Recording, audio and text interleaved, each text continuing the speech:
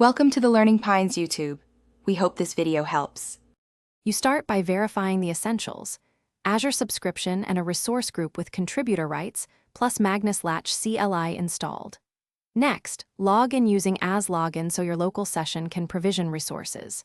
Create a service principal and capture app ID, tenant ID, and the client secret immediately. You will need them in the CLI config. Once done, run Magnus Latch in it and pass the app ID and secret. This links your CLI to Azure. Make sure to confirm the provider registration before proceeding. You now configure Magnus. JSON with environment, region, SKU, and network sitter.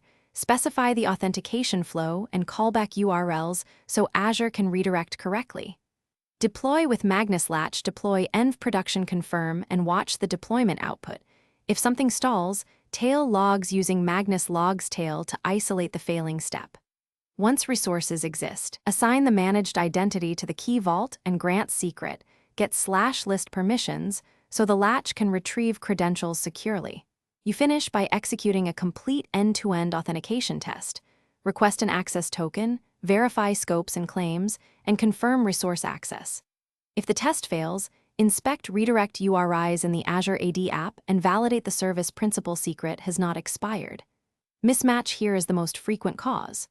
As a corrective path, re-register the Magnus provider, refresh or recreate the client secret, then rerun Magnus Latch deploy force. If problems persist, tail the API gateway, logs to pinpoint authentication rejections, and retry.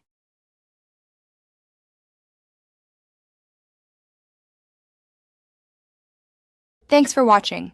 Consider subscribing if we helped you.